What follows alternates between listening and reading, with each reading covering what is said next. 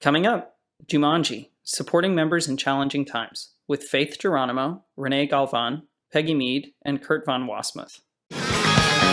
Welcome to the jungle. Aloha, everyone. My name is Faith Geronimo from Hawaii, and I wanted to welcome you all to the Jumanji panel. Today, our esteemed panel is here to share their expertise and their experience and passion on disaster preparedness and business continuity. And before we dive in, I'd like to ask each of our guests to briefly introduce themselves. So how about ladies first, and we'll start with Peggy. Thanks, Faith. I'm Peggy Mead, and I was the Association Executive at Sierra North Valley Realtors in Chico, California at the time of the Camp Fire, which was the large fire that destroyed the entire town of Paradise.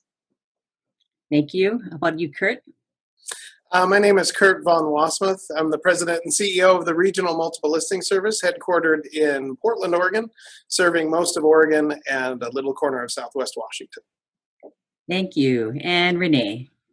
Hi, my name is Renee Galvan. I'm the Executive Vice President of the Houston Association of Realtors. We operate the multiple listing service for the Houston, Texas MSA and our website, har.com. Thank you so much. Okay, so I think we'll dive in. In preparing for this panel, I really thought about disaster preparedness and disaster recovery and business continuity. And, I thought about things that I had seen in Hawaii.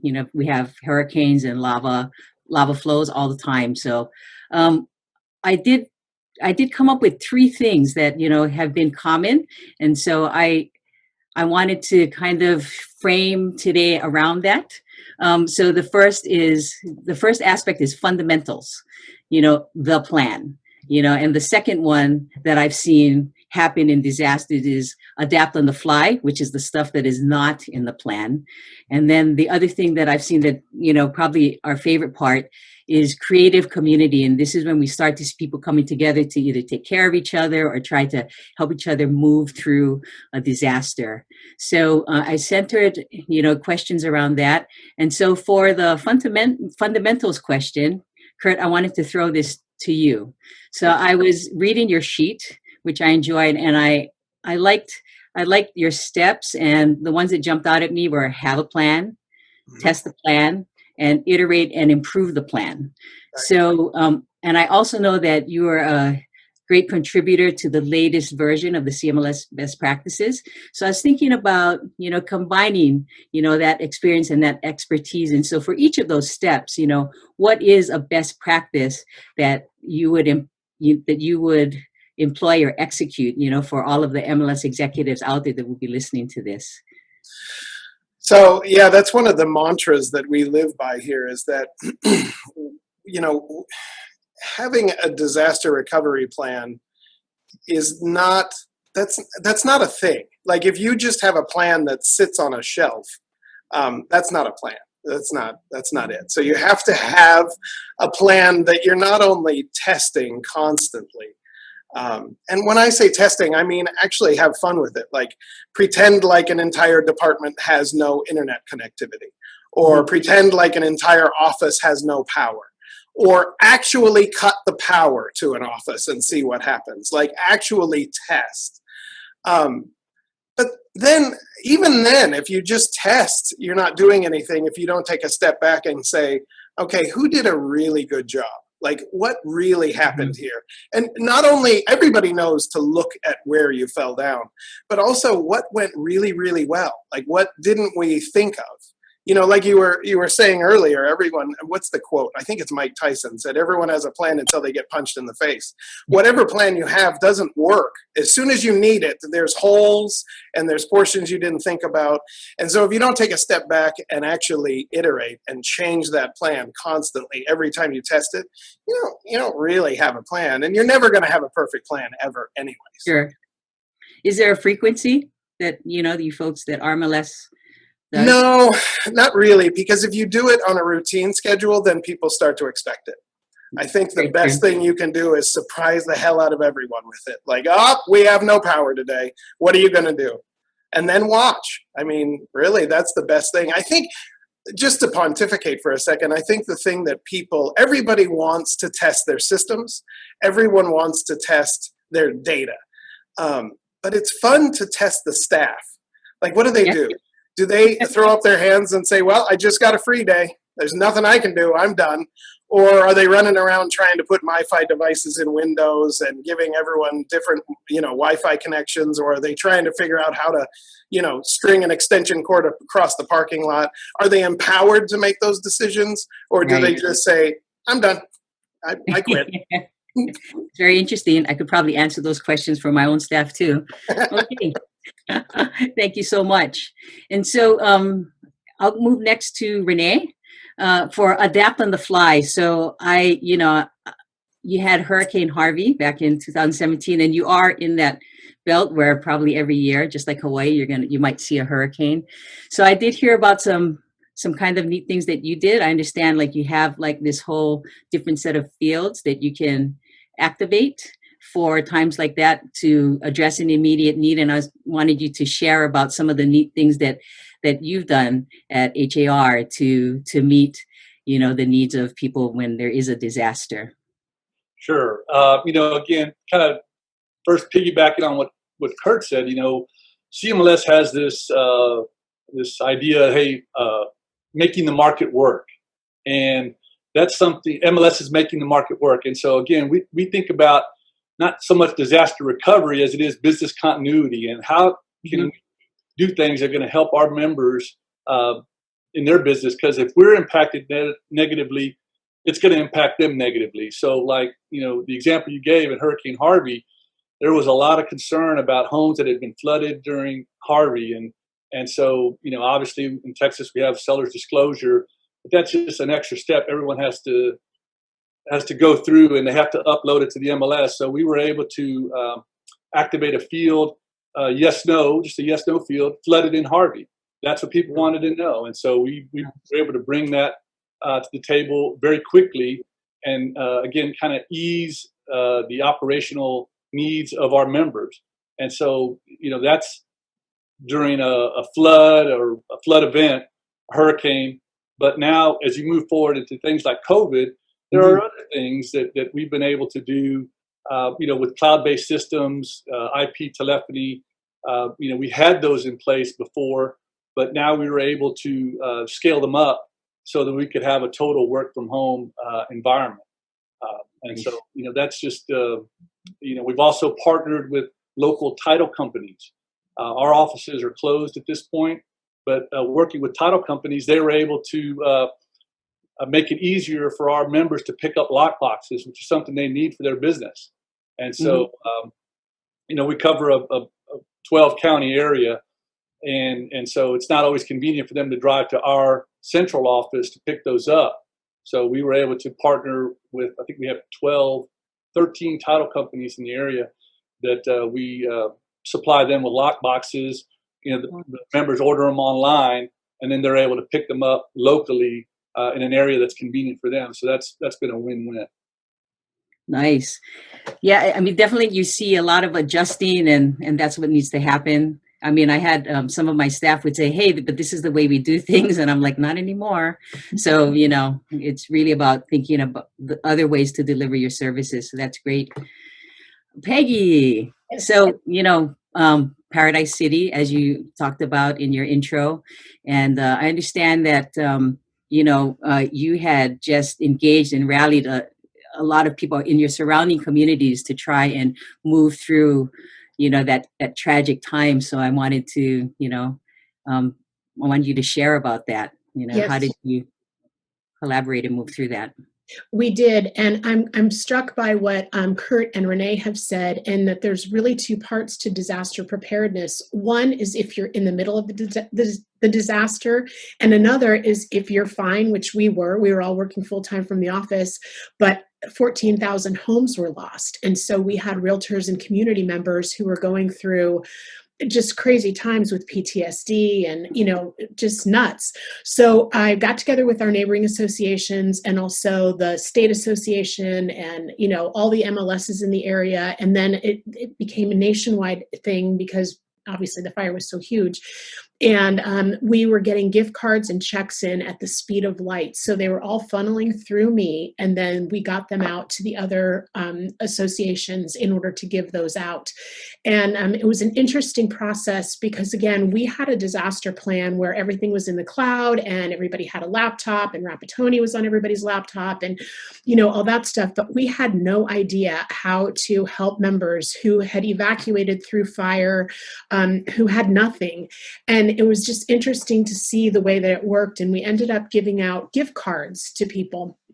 In large amounts. So some people sent gift cards for like Home Depot, but what we really, really needed was Target, Walmart, and MasterCards or Visas, because people needed toothbrushes and just the basics. I mean, everybody had one pair of shoes, and it was the pair of shoes they had on, that was it. So we learned very quickly, and again, we didn't have a disaster plan for this, but I can help anybody who needs it because we've done baptism by fire here. And so getting everybody the basics is the first thing to do. And then after that, they branched out. So people were, sometimes 60 minutes away or longer, staying with relatives. So then they needed gas cards. So at that point, we moved to gas cards. And then people needed food cards. And then some people just needed to get out of their kid's house for a night. And so we had some restaurant cards. And, you just really learn how to adapt on the fly to people's needs when they have absolutely nothing. And I think one thing worth mentioning that I really wanted to tell everybody when I was thinking about this panel is that with every bit of aid that you give a victim of a fire or some sort of tragedy, they have a story to tell you. And part of your duty is to listen to that story because that's how they process it. And it's absolutely grueling on the people who are trying to be the helpers. So please take care of yourself. However that is, make sure you take care of yourself during this because you can't help anybody unless you're taking care of yourself. And you will get secondary PTSD from listening to the stories. Wow. Renee, so when you think about, how do you, when you think about every year, your hurricane could like come and brush by you, obviously every year, is your disaster preparedness getting better? Or, is it just, you just kind of have to, you're just ready for the unknown no matter what comes your way? I mean, how do you prepare for that? It's kind of a mindset. I mean, Kurt hit on it. You can't just have a plan on a shelf and say you're ready to go. Yeah. Something that you have to be thinking about. And for us, we're constantly thinking, how can we improve or adapt what we're doing to better serve the membership? Right. So, there was a time when, whenever HISD school district closed, our office was closed. Now there's like 15 other school districts in our MSA, but if one school district decided it was raining too hard and their kids weren't going to school, that would shut down the whole thing. And that was an old way of thinking. And so, what we're trying to do now is think, hey, how can we serve the members the best? So we've taken things like they don't have to come to the office to enroll in the association or the MLS. We can do it all virtually now. We can use DocuSign.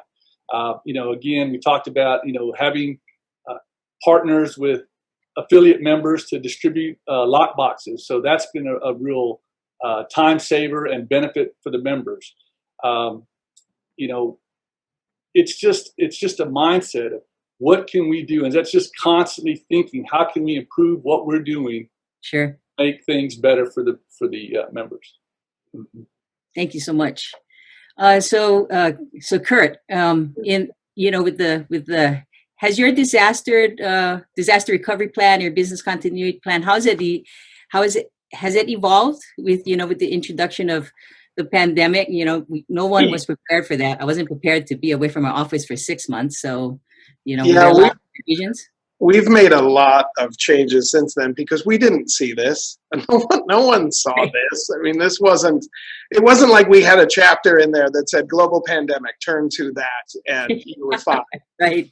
One of the things that I'm struggling with, not really struggling with, but one of the bright lights that I think was shined on our disaster recovery or business continuance planning is that I have a very clear list of things that I have to do when a disaster is declared.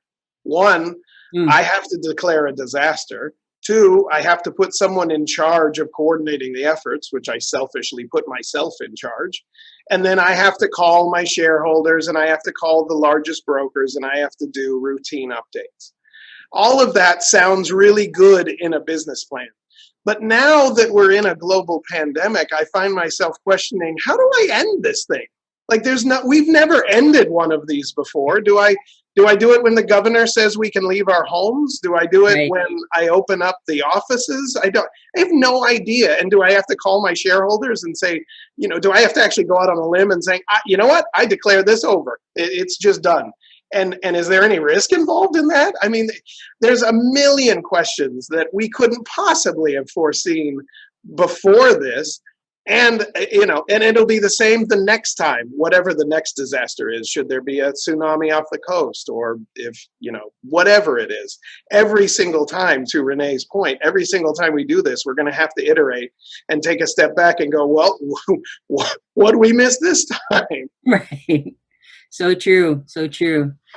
And Peggy, so,